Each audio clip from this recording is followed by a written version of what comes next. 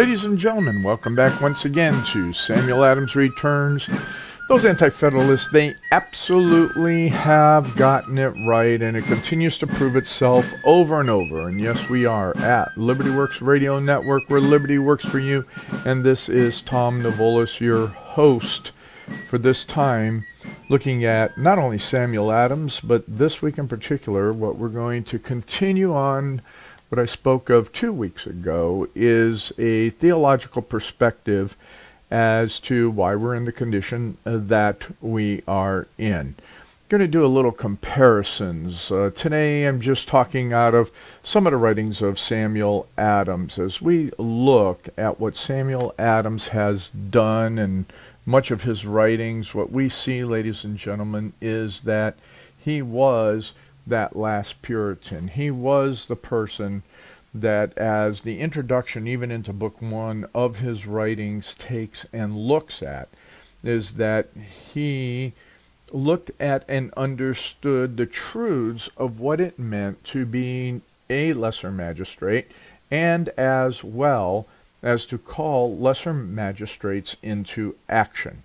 So I think that one of the first things that I want to address is that there are many pastors, priests, and rabbis out there that for many different reasons, and in particular the reasons that they just don't get their scriptures correct. And why is it that I say that? Is that I will always fall back on those being the reformers, who for the most part I believe got their scriptures correct. I know that last year, the year before, I did several different programs on Magdeburg, and what was that all about? What happened? What happened when the whole Holy Roman Empire took and came against and almost wiped out the Reformation, and then came against just one city, the city of Magdeburg?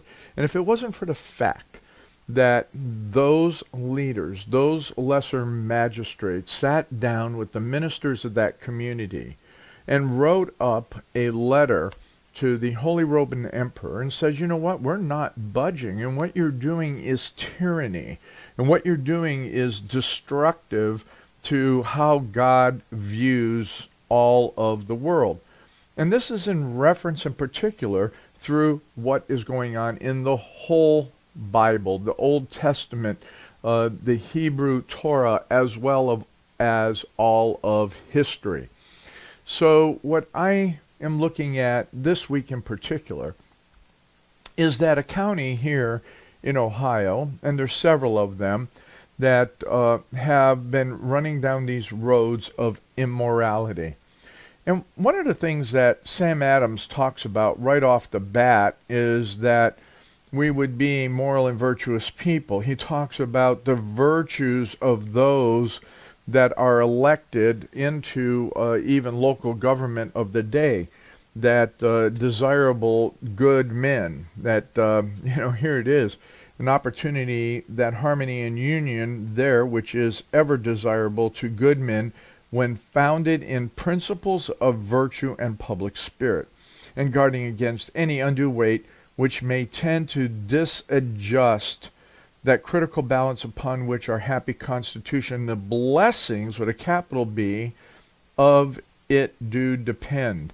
You see, Sam Adams was driving through from that whole perspective of the English Constitution, which we've talked about a number of times, was nothing more than a very loose conglomeration of law, as well as on the Charter of Magna Carta, as well, and most importantly, to hear in these colonies at this time, in 1764 is when he was writing this letter, and more than just a letter, what it was a letter of instruction to those who were elected to office. So this was May 1764. And what this was those that would represent the people in the legislature took their orders from the people, because it has always been within the context of English law in particular, and what was happening and changing over time, that what we had in the continent, on the continent, and in particular to English law was the whole idea that government was of and by the people. And that we acknowledge, and the reformers even acknowledge, that those in those higher levels of leadership were put in place by God, without question. Even in our free elections today, which some of them aren't very free if we really think about how the Democrats want illegals to vote, which is absolutely contrary to anything that was intended by our founding fathers. But the most important part of what I'm trying to drive to in this initial segment is that there are many teachers that are out there, many preachers, many rabbis, many priests who are gospel-oriented, which is absolutely wonderful, totally unequivocally required, but they are tyrants on their own, in that what they're doing is they are keeping the people, and they're actually more than a tyrant, they're despotic. Because why are they despots?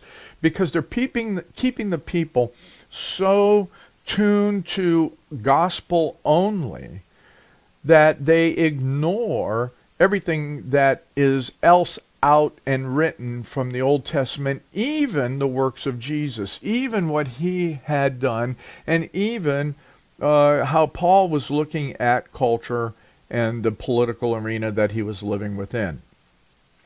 There's the clue. What is the political arena that one is living within?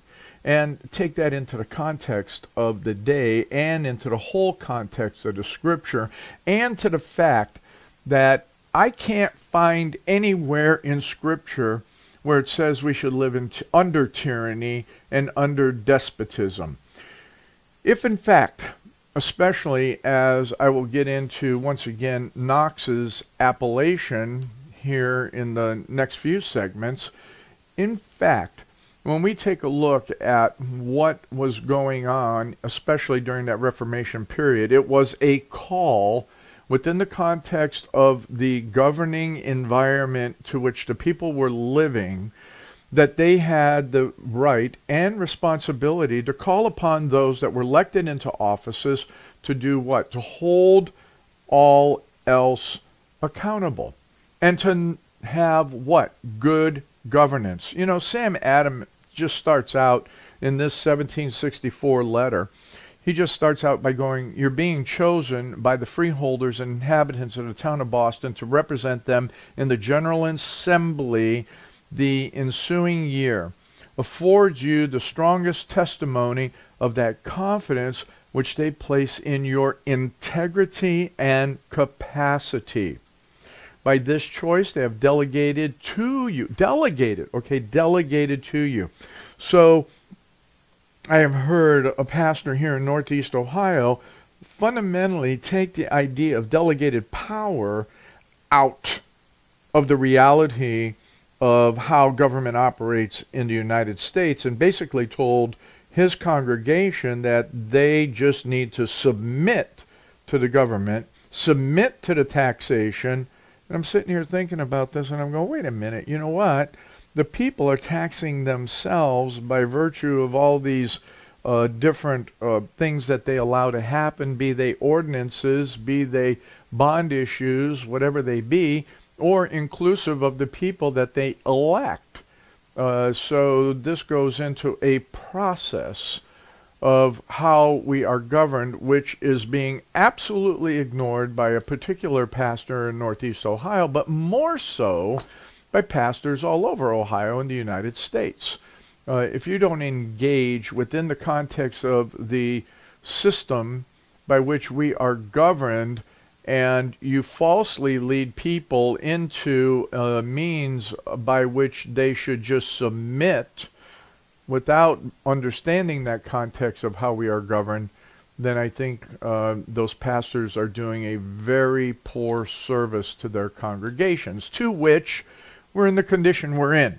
We're in the society we're in, and we have the tyranny that is happening. And right now, in Cuyahoga County, Ohio, tomorrow in particular, the county council is voting on all of this transgender bathroom insanity. Where are the churches? Where are the churches that should be standing up against this immorality? Where are the churches that are standing up against the immorality in general that is happening within the context of our society? The question comes up, and I've talked to several very, very good constitutionalists, way smarter than myself. And the fact and reality is that based on the assumption that we will take and it requires a moral and virtuous people to govern within the constitutional republic that we have, and it is guaranteed to us that we would have a constitutional republic and that we should have morality within that context and we should have religious liberty, then how is it that a county can take that religious liberty away and force businesses and even churches to have these bathrooms that allow anybody to go into? That's immoral. And this other greater, smarter constitutionalists than myself, they definitely will tell you, you can determine morality for a community and society. So what we have is you either determine and legislate morality or you legislate immorality when you remove morality. Think it through. It's just a common sense conclusion that if you remove morality out of society, like when we remove prayer out of society, out of schools, then what replaces it? Immorality. So you have morality and you have immorality. Which is it? You know, how do you determine that? And by virtue of what you do legislatively or judicially, what happens? You allow one or the other. Or you take, and if you want a society that functions and operates for the good of the people, the good of the community, what is good? Immorality is not good. And by using all of these other terms to take and just freely get away with what is wrong, immoral, not good, if you will, for the greater good of society, then somewhere along the line you have to make a determination, and it is by virtue of common sense and historical precedent that the churches are the ones that establish what a moral perspective will be. Now, we'll start getting into some of that when we get into the next segment because we're kind of running out of time, but it comes down to that whole position and truths that, yes, you do legislate morality by virtue of what you allow to happen. And that morality, or mores, as the moderns say, can be immorality based on the standard upon which the society should be established. And by virtue of the truths that our framers and founders said that we are to have a moral and virtuous people, which should lead to a moral and virtuous what?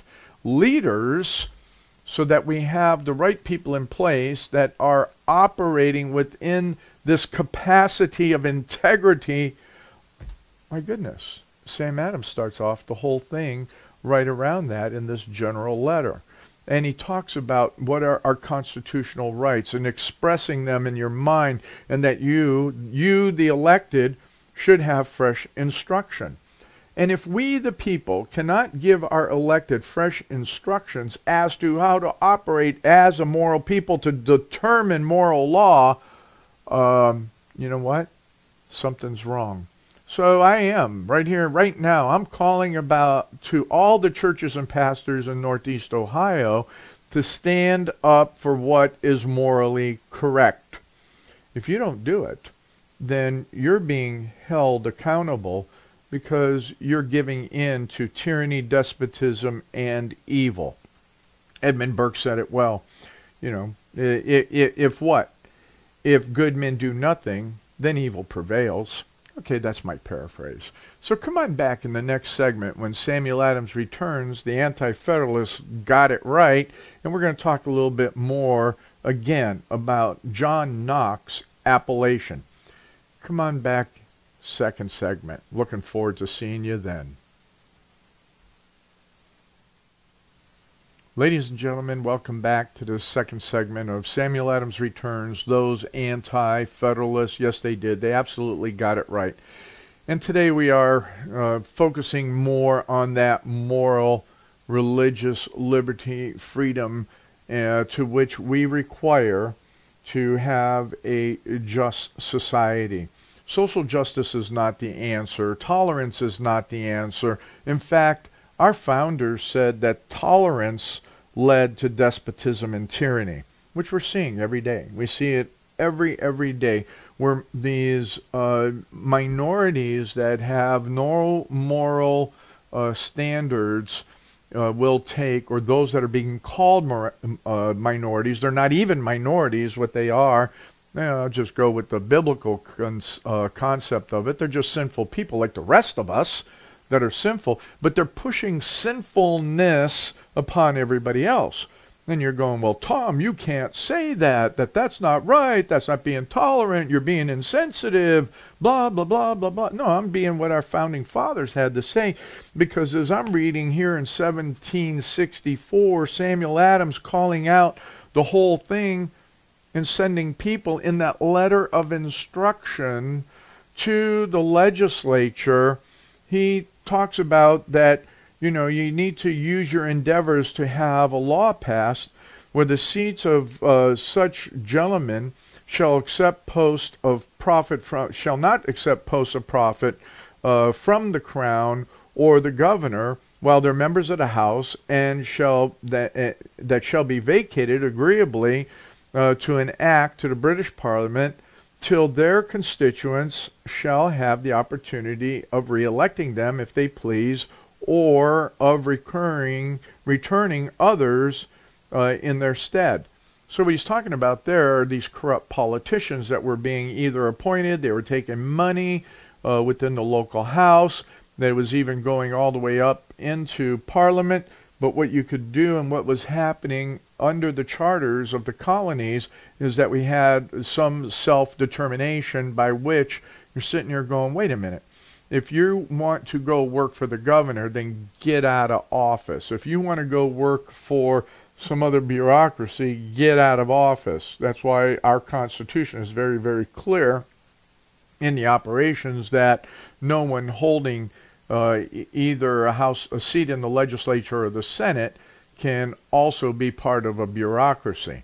But here's something else, and this gets to the real crux of where I was going in the first segment about a moral, virtuous people, and that we can legislate morality.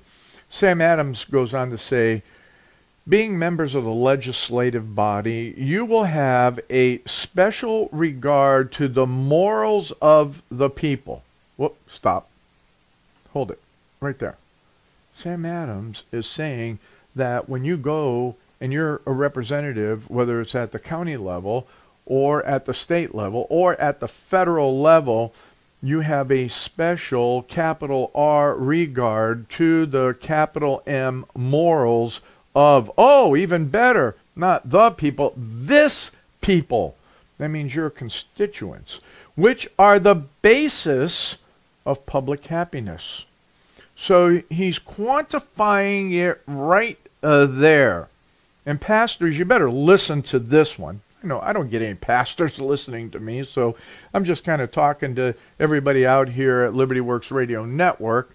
And I'm just saying right now that Sam Adams was talking and writing a letter of instruction to the legislators that were elected to represent the city of Boston in particular, is that the morals of the people, they have a special regard for the morals of the people, which are the basis of public happiness, and endeavor to have such laws made, if any are still wanting, as shall be best adapted to secure them.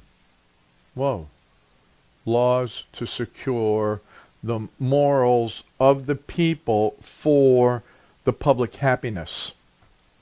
geez, didn't I just say in the first segment that you have the ability to legislate morality?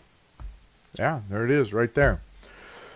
Okay, and we particularly desire you carefully look into the laws of excise, that if the virtue of the people is endangered by the multiplicity of oaths therein enjoined, or their trade and business is unreasonably impeded or embarrassed thereby, the grievance may be redressed. Oh, let's talk about some cake bakers. Let's talk about some photographers. Let's talk about some others that we're looking at the morality for the public happiness, and that we should have laws that are established to protect that. And not only that, that if there's laws that are excises, which are taxes, and that if the virtue of the people is endangered by the multiplicity of oaths, let me see, therein enjoined, that causes their trade and businesses is unreasonably impeded or embarrassed by those, there must be grievances and a redress on those grievances. Yes, we have a right to take and legislate morality. As the preservation of morals as well as property and right, so much depends upon the impartial distribution of justice, agreeable to good and wholesome law. Wow. We could go on just going through this letter and talking about what it means that the judges of the land do depend upon the free grants of the assembly for support. That was before the king's men came in and started paying the judges themselves, so manipulating the judicial system. But what we have now is ideology that manipulates the judicial system more than just because every judge gets fair pay that comes out of your pockets. Whether they are elected state judges or local judges, or whether they're the appointed federal judges, you know what? One way or the other, we, being the government, pays for the judicial, but now, instead of payment to the judges being the problem, what we have is ideology. And the ideology goes back to where are they on morals as well as property and as right. And right being the rights which are granted to us from God. Geez, I wonder how that all comes together and works today when we talk about all of these other things of tolerance and all of this nonsense, which are ideologically driven and not morally put into perspective. But you know what? You pastors out there, I'm never going to let you guys go. There's a few out there that are doing what is so biblically sound. And you have to go read those prophets again and even look at, Jesus even talked to whom? When he went on the calling out what was going on, he talked to the Sadducees and the Pharisees, who were part of the Sanhedrin, which means that is the governing body of Israel. And he called them out for their falseness. He called them out for their tyranny. He called them out for everything and condemned them according to their tolerance, according to all that they had done in their sinfulness to walk away from the rule of God and understanding what was there for the public good. Anyway, we can go on here and continue to do that. And, Sam Adams talks about the study of law, and he talks about by which customs and precedent proceedings and determinations are adjusted and limited. He understood all of that. That was all part of what made the English Constitution the English Constitution. But to which that precedent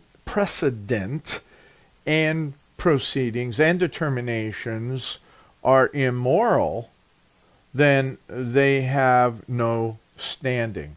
And to which they continue to maintain immorality, they have no standing. As he already has talked about, if you don't have the preservation of morals as well as property and right, then what do you have? What is it that you have? You have nothing. You have nothing. If we do not have that which God has given and granted, you have nothing. So this brings us back over to John Knox. And, you know, Knox was falsely accused. As a matter of fact, he was executed, how did they say, without him being present. They used a dummy or something to, you know, burn him at the stake. I think it was. But the point is that what John Knox did, as well as many other of the reformers did, and what happened in Magdeburg in particular, was that the appellation or the appeal was to those magistrates that had significant influence within the greater body that was responsible for governing. Yeah, exactly. His letter, his appellation, and was very biblically sound, was to that other leadership, and he went through it step by step, step by step. That's what we have here. That's how the American Revolution functioned. We're going to talk about that a little bit more when we get into the third segment on how that functioned. But what I wanted you to be very, very clear on was when John Knox made his appeals because of the tyranny that the Queen was exercising, as well as what was going on with a lot of the bishops in England more than in Scotland, and what was happening and taking and going against that movement of the Reformation throughout the whole land of Great Britain in general. He said, wait a minute, time out. Here's what we have to do. Here's what's going on, is that those leaders, those princes, those earls, all of that so-called royalty was being called upon because they were put in their positions either in that culture by birthright or by what they were granted or by going to war or all of the other historical reasons as to why they were in the position of authority that they were in.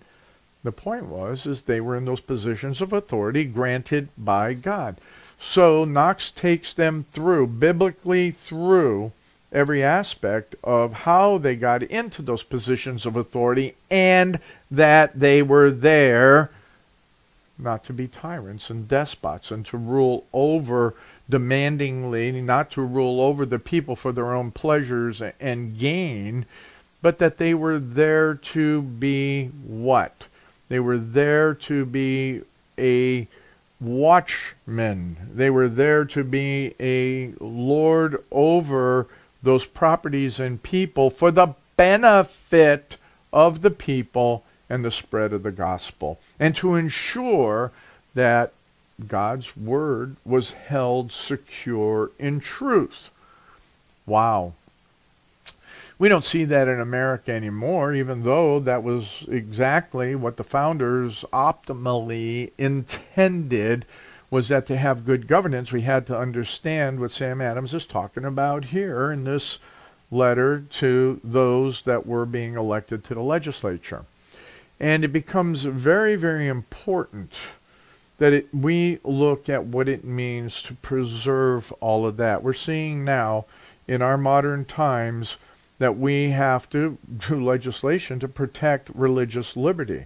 And that's pretty sad when in fact that should be something natural. And that religious liberty that needs to be protected is Christianity. It is the full gospel message of the living God. It's totally under attack by the religion of humanism, and you've heard me talk about that so many other times.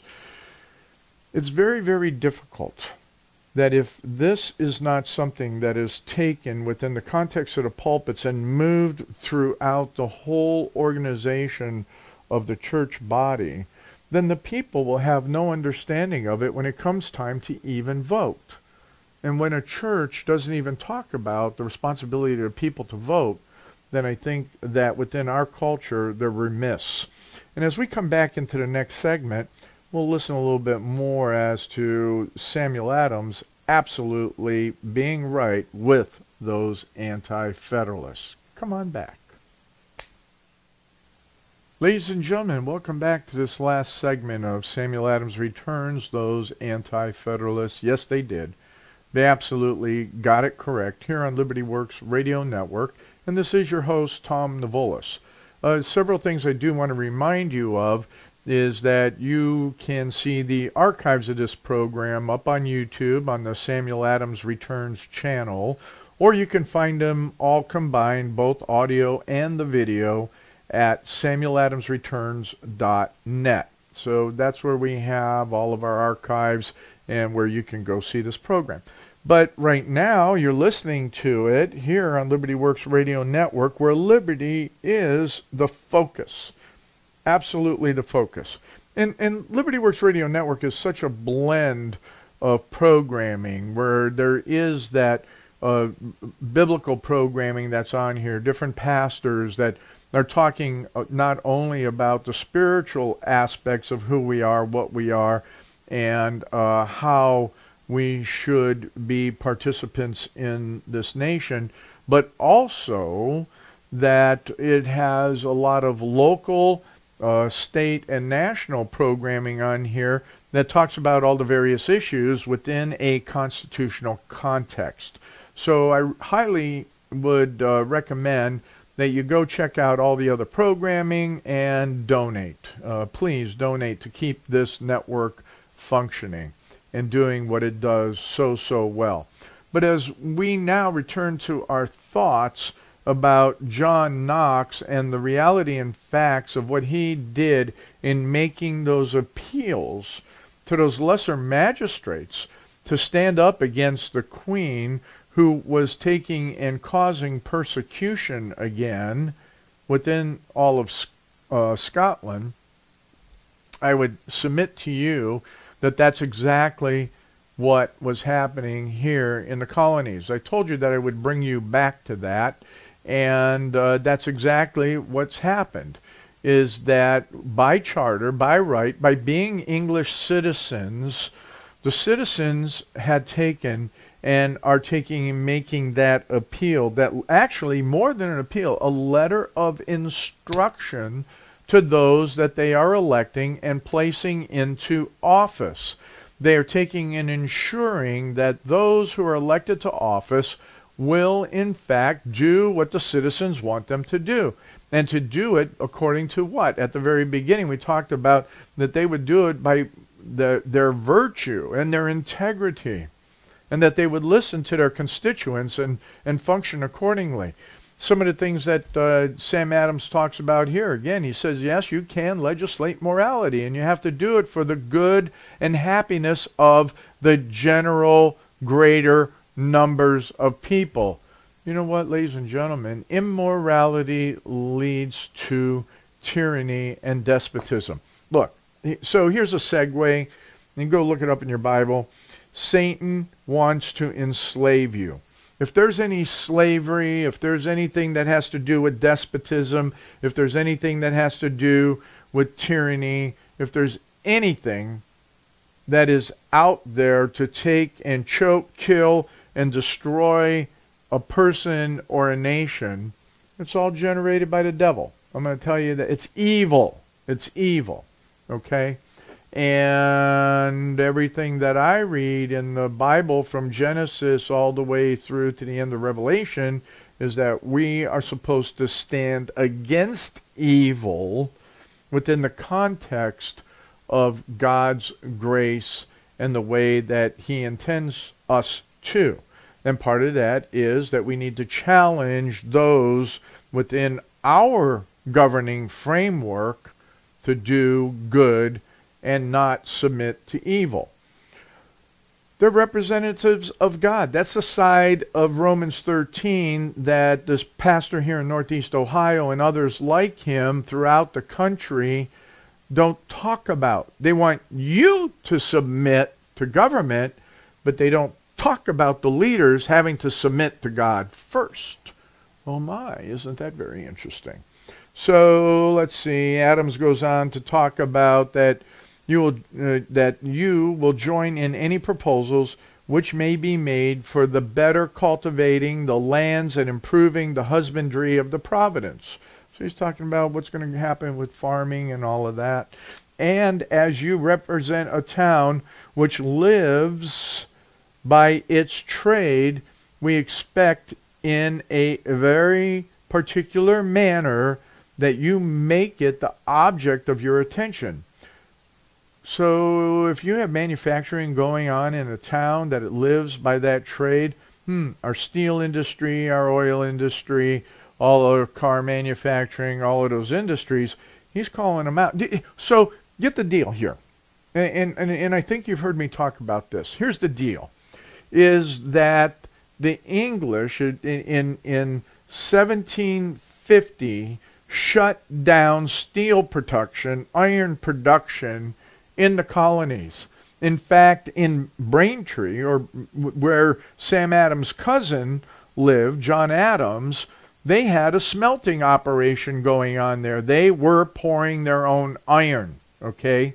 And they were doing it for shipping, and they were moving things to Boston, and so we had even then iron manufacturing, and it was stopped by the globalist, if you will, Great Britain at that time.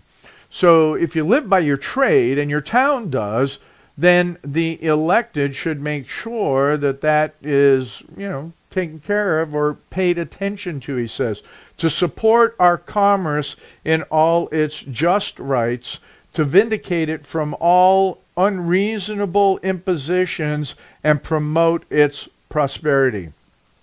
I wonder what Trump's doing about it. I wonder if he read this letter. What do you think? Do you think that's kind of something he may have read? Our trade has for a long time labored under the discouragements, and it is with the deepest concern that we see such further difficulties coming upon it as will reduce it to the lowest ebb, if not totally obstruct and ruin it. Whoa! My goodness. I'll tell you, that's like, I always say, what is that? Proverbs 1:9, nothing new under the sun. Here it is. You got to look at what's going on with what happened with the trade then. What's going on with our trade now? We cannot help expressing our surprise that when so early notice was given by the agent of the intentions of the ministry to burden us with new taxes, so little regard was had to this most interesting matter that the court was not even called together to consult about it until later end of the year. The consequence of which was the instructions could not be sent to the agent, though solicited by him, till the evil had got beyond an easy remedy. And when he's talking about the court, he's talking about the legislature. Okay?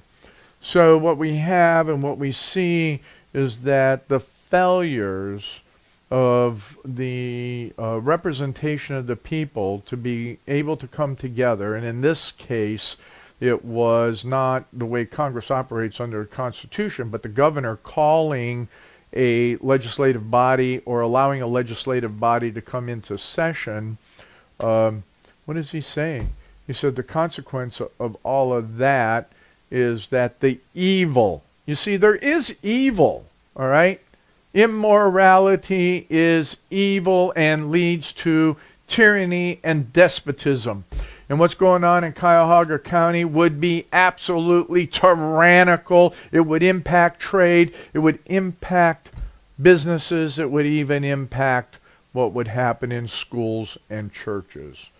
Geez, I guess, pastors, you are proponents of immorality because you do not call your people to stand up against it. That's just logical. What else would there be?